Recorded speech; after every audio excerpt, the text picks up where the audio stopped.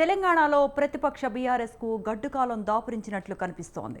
గత ప్రభుత్వ హయాంలో చేపట్టిన ప్రాజెక్టుల్లో జరిగిన అవకతవకలపై కాంగ్రెస్ సర్కార్ ఫోకస్ పెట్టింది. ఇప్పటికే కాళేశ్వరం ప్రాజెక్టుతో పాటు విద్యుత్ కొనుగోళ్ల వ్యవహారంపై విచారణ కమిషన్ను ఏర్పాటు చేసింది. విద్యుత్ కొనుగోళ్ల వ్యవహారంలో జస్టిస్ మదన్ భీమ్రావ్ లోకూర్ కమిషన్ నివేదిక ఇవ్వడంతో తదుపరి చర్యల దిశగా ప్రభుత్వం వేగంగా అడుగులు వేస్తోంది.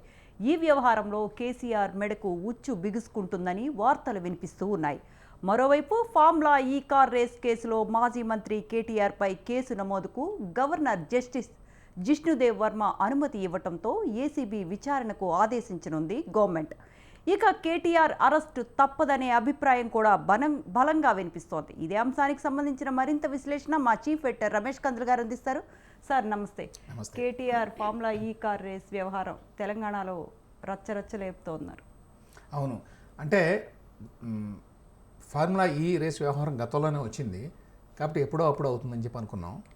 దానికంటే ముందు ఇప్పుడు తాజాగా వచ్చిన సమాచారం ఏంటంటే చాలా కాలంగా కేసీఆర్ మీద రేవంత్ రెడ్డి ప్రభుత్వం కేసు పెడుతుందా పెట్టదా, దీనికి సంబంధించి ఆల్రెడీ 2 కమిషన్లు వేశారు. అందులో ఒకటి విద్యుత్ కొనుగోలుకు సంబంధించింది. దీనికి గతంలో యాక్చువల్గా జస్టిస్ నరసింహారెడ్డి అని ఆయన ఆధ్వర్యంలో వేశారు కమిషను. దాని మీద కేసీఆర్ కోర్టుకు వెళ్ళాడు.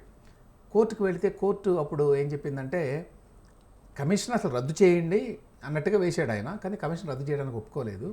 కానీ జస్టిస్ నరసింహారెడ్డి ఆయన పక్షపాతంతో వ్యవహరిస్తున్నాడు అనేది కూడా ఒక ఆరోపణ అప్పట్లో కేసీఆర్ వాళ్ళది. దానికి తోడు ఆయన ఒక ప్రెస్ మీట్ పెట్టి కూడా ఏదో మాట్లాడాడు కొన్ని ముందే, అంటే అసలు రిపోర్ట్ తయారు కాకముందే ఈయన వీళ్ళ పాత్ర ఏదో ఉంది అన్నట్టుగా మాట్లాడాడు, అంటే ముందే నిర్ణయానికి వచ్చాడు ఆయన అనేది వాళ్ళ ఆరోపణ. దానికి సంబంధించి సుప్రీంకోర్టు ఏమందంటే దీనికి చైర్మన్గా ఆయన్ని తొలగించి ఇంకొకరిని పెట్టండి అంది. అప్పుడు జస్టిస్ మదన్ బి లోకూర్ అని చెప్పి ఆయన గతంలో పనిచేశాడు ఏపీలో, తర్వాత సుప్రీంకోర్టులో కూడా చేశాడు, ఆయన పెట్టారు. ఇప్పుడు ఆయన కమిషన్ ఉన్నది దీనికి. ఈ కమిషన్ ఇప్పుడు తాజాగా రిపోర్ట్ ఇచ్చిందట. ఆ రిపోర్టుని నిన్న 4-5 గంటల పాటు జరిగింది తెలంగాణ క్యాబినెట్, అందులో చర్చించారట. సో అందులో వాళ్ళు ఏం తేల్చారు, ఫస్ట్ పాయింట్ ఆ నివేదికని ఓకే చేశారు, అంటే ఆమోదించాలి, ముందు ప్రభుత్వం ఆమోదించింది.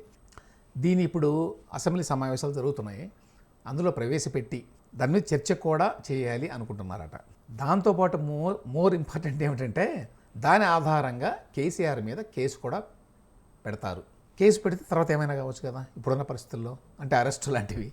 సో కేసీఆర్ మీద కేసు పెట్టడం అయితే దాదాపుగా ఖాయం అని తెలుస్తోంది. ఆ తర్వాత అవసరమైతే అరెస్టు కూడా చేస్తారు. ఏమిటి ప్రధానంగా అందులో అంశాలు ఏంటంటే, వాళ్ళు గవర్నమెంట్లో ఉన్నప్పుడు బీఆర్ఎస్ ప్రభుత్వం 10 సంవత్సరాల పాటు ఉన్నారు కదా, వాళ్ళు చాలా పెద్ద ఎత్తున కరెంటు కొన్నారు. తెలంగాణకి లోటు ఉండేది గతంలో. ఏ మాటకు ఆ మాట కేసీఆర్ ఉన్నంతకాలము ఎట్లా అన్నా కానీ కరెంటు కోతలు లేకుండా అయితే చేశాడు 10 సంవత్సరాలు. అది మాత్రం జనం ఖచ్చితంగా గుర్తుంచుకుంటారు. కరెంటు లోటు ఉన్నా కూడా ఉత్పత్తి అది కూడా తక్కువ ఉన్నది తెలంగాణలో, అయినా కూడా ఆ సమస్య రాకుండా చేశాడు. అయితే అది పక్కన పెడితే యాక్చువల్గా ఈ కరెంటు కొనుగోలు వ్యవహారంలో బోల్డ్ అంతా అవినీతి జరిగింది అనేది ఆరోపణ. అందులో మెయిన్ ఆరోపణలు ఏంటంటే 3 ఇప్పుడు ఈ కమిషన్ చెప్పింది అని వస్తున్నాయి వార్తలు. అఫీషియల్గా ఆ కమిషన్ రిపోర్ట్ బయటికి రాలేదు, కానీ అందులో ఉన్న అంశాలు ఏమిటి అనేది బయటకు వచ్చింది. అందులో ఫస్ట్ ఏంటంటే భద్రాద్రి పవర్ ప్లాంట్, ఇది టెక్నాలజీ పాతదట, ఓల్డ్ టెక్నాలజీతో కట్టారట. ఇది దీనివల్ల రాబోయే 25 ఏళ్లలో తెలంగాణ రాష్ట్రానికి 9,000 కోట్ల రూపాయలు నష్టం వస్తుంది అనేది ఒకటి అందులో ఉన్నది. అదేదో టెక్నాలజీ మనకు తెలియదు, సూపర్ క్రిటికల్ టెక్నాలజీ అనేది ఒకటి ఉంటుంది, అది వాడలేదు. దానివల్ల కొన్ని అంశాలు మెయింటెనెన్స్ ఇట్లాంటివి ఏవో ఉంటాయి, అవి అదనంగా ప్రతి సంవత్సరం 350 కోట్ల రూపాయలు అవుతాయట దీనివల్ల. సో ప్లాంట్ జీవితకాలం 25 సంవత్సరాలు కాబట్టి 25 × 350 వేసి కోట్లు మొత్తం 9,000 కోట్ల రూపాయలు అని తేల్చారు నష్టం కలుగుతుంది అని. తర్వాత ఛత్తీస్గఢ్తో ఒప్పందం చేసుకున్నారు. దీని గురించి గతంలో కూడా చాలాసార్లు అసెంబ్లీలో కూడా గొడవ అయింది. రేవంత్ రెడ్డి కూడా పాయింట్అవుట్ చేశాడు చాలాసార్లు. ఇదేంటంటే కరెంటు లేదు కాబట్టి ఛత్తీస్గఢ్లో అక్కడ అవైలబుల్గా ఉంది పవరు, పక్కనే ఉంది కదా తెలంగాణకి. సో అక్కడి నుంచి కొనుగోలు చేస్తే మనకు చాలా చౌకగా వస్తుందని చెప్పి కేసీఆర్ అప్పట్లో చెప్పి ఛత్తీస్గఢ్ ప్రభుత్వంతో ఒప్పందం చేసుకున్నాడు. అయితే ఇప్పుడు అపారెంట్లీ మనకు తెలిసిన సమాచారం ఏంటంటే ఈ మదన్ లోకూర్ కమిషన్ రిపోర్ట్లో ఏమైనా ఉన్నదంటే దీనివల్ల కూడా 3,642 కోట్ల రూపాయల నష్టం జరిగింది తెలంగాణకని. ఎట్లా వచ్చారు దీనికంటే, ఒకటి అప్పట్లో ఈయన పోటీకి వెళ్లకుండా, బిడ్డింగ్కి వెళ్లకుండా ఛత్తీస్గఢ్కి డైరెక్ట్గా ఇచ్చేశాడు. అలా కాకుండా పోటీకి కనుక వెళ్ళుంటే ఆ టైంలో ఈ కరెంటు ఛార్జీలు ఏంటంటే ఎప్పటికప్పుడు మారుతూ ఉంటాయి మనం కొనే టైంని బట్టి. అప్పట్లో యూనిట్ ₹3.60 కేరళ కొనుక్కుంది, కానీ ₹3.90 కొన్నారు వీళ్ళు ఛత్తీస్గఢ్ తోటి ఒప్పందం. ఒకటి. రెండు, ఇంధన సర్దుబాటు ఛార్జీలు వేస్తూ ఉంటారు అదనంగా, దాని పేరిట పెంచి ఇంకా ₹4.50 పడింది చివరికి యూనిట్. అదొకటి. అది కాకుండా యాక్చువల్గా 1000 మెగావాట్లు కొనుక్కోవడానికి ఒప్పందం కుదుర్చుకున్నారట, కానీ కారణాలు తెలియదు, ఛత్తీస్గఢ్ ప్రభుత్వం అంత సప్లై చేయలే వీళ్ళకి. దానివల్ల వీళ్ళు అప్పటికప్పుడు బయట మార్కెట్లో కొనాల్సి వచ్చింది. మీరు అప్పటికప్పుడు బయట ఓపెన్ మార్కెట్లో కొంటే ఇంకా ఎక్కువ రేట్లు. దానివల్ల యూనిట్ ₹7 పెట్టి కొన్నారట. సో ఇట్లా బహిరంగ మార్కెట్లో కొనుగోలు చేయాల్సి రావడం వల్ల 2,000 కోట్ల రూపాయలు అదనంగా భారం పడింది. సో మొత్తంగా 3,642 కోట్లు ఇక్కడ చెప్తున్నారు. ఈ అంశాలన్నిటి మీద ఇప్పుడు చర్చ జరిపి దీని మీద ఒక కేసు నమోదు చేస్తే డైరెక్ట్గా ఇక అందులో కేసీఆర్ ఖచ్చితంగా ఆయన పేరు కూడా రాస్తారు. కాబట్టి త్వరలో కేసు తర్వాత తదనంతర పరిణామాలు ఏమైనా కావచ్చు ఉంటాయని చెప్పి అనుకుంటున్నారు. ఇప్పటివరకు ఏంటంటే ఫార్ములా ఈ రేసు వ్యవహారంలో ఏదో అవబోతుంది అని అనుకున్నారు. గతంలోనే మాట్లాడుకున్నాం. నేను ఆ రోజు చెప్పాను, ఆమోదం వచ్చింది గవర్నర్ నుంచి, కన్సెంట్ అంటారు అది, లేకపోతే శాంక్షన్ అంటారు. ఆ శాంక్షన్ వచ్చింది గవర్నర్ నుంచి కేటీఆర్ని ప్రాసిక్యూట్ చేయడానికి అని. అది అఫీషియల్గా బయటికి రాలేదు, అందువల్ల పేపర్లో పెద్దగా రాలా వార్త.